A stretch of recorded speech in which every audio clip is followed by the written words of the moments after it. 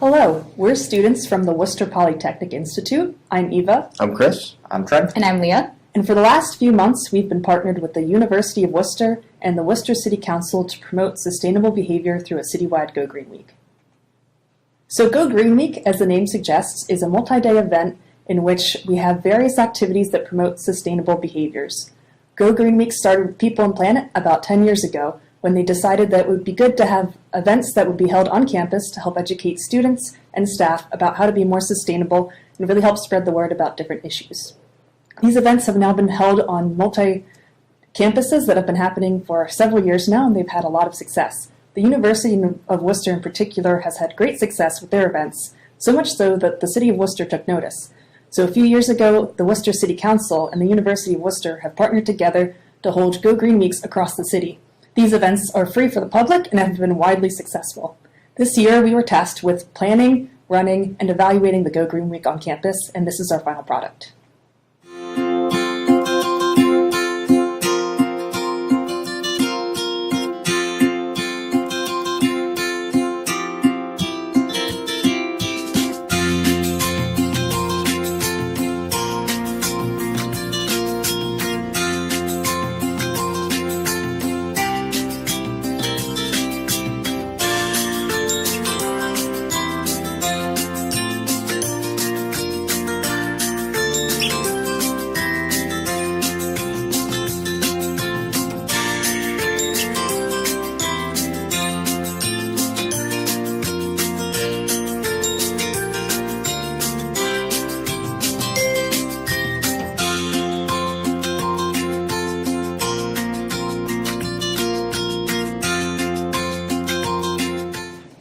So in order to plan our Go Green Week, we broke it down into 3 objectives. Our first objective was to review current and best practices, since obviously none of us have planned a Go Green Week before.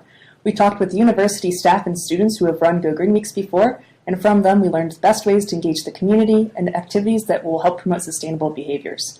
We also talked to the Worcester City Council members, and they were able to give us ideas on the practices in Worcester that currently work and what areas of improvement there are. Once we had that information, we were able to put together the events and activities for the Go Green Week itself. We also planned logistics such as booking locations, planning the activities, and getting materials. Part of this was also engaging businesses and asking them for their help in providing materials to engage engage with the community. During the week, we were able to administer surveys that were able to collect information about individuals' behavior and sustainability. From there, we were able to analyze our data and draw some conclusions and make recommendations for future Go Green Weeks. Every year, Go Green Weeks have different themes that are the focus of the week's events. This year, we decided to focus on the United Nations Sustainable Development Goals. These goals were created in 2015 as part of the plan to have 2030 world unity and have a general overall sense of more sustainable practices. This year, the goals we focused on for Go Green Week were sustainable cities and communities, life on land, climate action, zero hunger, good health and well-being, recyclable products and consumption, and overall partnership for the goals. So using these Sustainable Development Goals, we developed a thematic schedule that included all of the different days as well as the times and locations. We also highlighted the key things that would be happening each day, so this included the How dance performance, Feed the 1000, as well as all the free giveaways we would have within the pod at Crown Gate. So our first event of the week was on Tuesday. It was the Sustainability Dance that the Heart of Worcestershire College dance performers did. It highlighted the 17 development goals, as well as we created a chalk circle that had all the 17 development goals within it.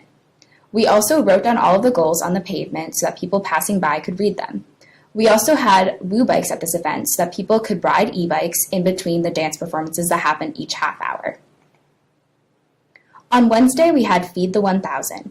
So this included the Sustainable Development Goals again, and also highlighted the fact that the average UK family wastes about 1,000 meals each year.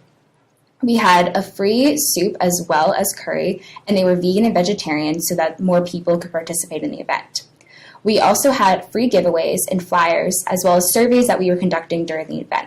This was from 12 to 2 in front of the Guild Hall and had great participation. We also had chalk for kids to play with and created one of the Sustainable Development Goal circles to highlight the key theme of the week. In the Crown Gate pod, we were there from Thursday to Saturday after our litter pick that we had Thursday morning from 10 to 11. So in Crown Gate, we were there from 12 to 4, and each day we had different groups participate. So we had Greenpeace, Let's Waste Less, Worcestershire Vegans and Veggies, as well as therapy dogs there to help have people participate in the activities. We also had free little plant giveaways, as well as an activity that had beeswax wraps, which was very popular among the people participating, where people got to learn how to make beeswax wraps, as well as take one free home.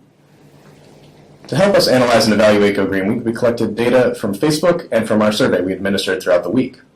From Facebook, we were able to look at the daily page views on our Facebook page, and we posted it first on April 3rd, and our last share from organizations and community members was on April 10th. Through this week, we saw a gradual increase of daily page views on our Facebook page. The most effective post was from Therapy Dogs, which showed 2 of the dogs that appeared on Friday in Crown Gate. We administered an online survey using tablets and physical copies. To help get incentives to have people take our survey, we had a raffle prizes that we showed out later in the week. Our best day to collect surveys was on Friday. We collected around 36 surveys. Our worst day was on Tuesday, where we collected 16. However, the most effective day to collect surveys was on Wednesday, where we collected 16 surveys per hour. One of the questions we first analyzed was the awareness of Go Green Week before attending. 39% said yes. Of those 39%, 60% were aware through social media. The rest were aware through flyers and friends and family. Another question we analyzed was the Do You Have, which asked attendees if they had renewable energy systems, energy light-saving LEDs, light motion sensors inside their house, water-saving items such as dual flush loos, programmable thermostats, compost bins, and recycling bins. The most common were energy-saving light bulbs and recycling bins at 90% or more, and the least common were energy-saving energy systems or light motion sensors inside the house. We suggest water-saving items and compost bins are a focus for next year's Go Green Week to help improve those numbers. When comparing our data to last year, we saw a great increase in the population of 55 and older surveys and a decrease in 18 to 24-year-olds. One of the questions we analyzed from last year was the 2018 to 2019's comparison of mode of travel. We saw an increase of 31% to 41% for traveling by foot, and a decrease from 33% to 20% of people who travel in a car on their own. So overall, we felt that Go Green Week was a big success. We had lots of people surveyed and lots of people showed up to our events. We felt like really engaged people and learned and taught them a lot about sustainability in the city of Worcester. We do have a couple of recommendations we want to make to improve the Go Green Week for the future. One of those is regarding our social media. So obviously, as Chris said earlier, we did get a decent number of views and shares for our Facebook page, but obviously those numbers can be improved. Maybe if we had a budget for next year, they can get some paid advertising. And we'd also recommend starting the page earlier rather than late March, early April, because that would also increase page viewership. We also think that getting a larger backing organization rather than the University of Worcester Sustainability Department, which only had 361 followers on Instagram. Regarding our activities and events, we really feel that, as Leah said earlier, the therapy dogs and beeswax wraps were really successful and really drove people into the pod. It got people engaged, people were really excited to learn about the beeswax wraps, and they really liked seeing how it was done. Because of that, we would recommend having an event similar to that next year. We also thought that the free food we gave out on the Feed the 1000 Day was also really good at engaging people and really got them excited about just being sustainable in general. And some more improvements we would like to recommend are location. We felt that the South Quay was not the best outdoor location.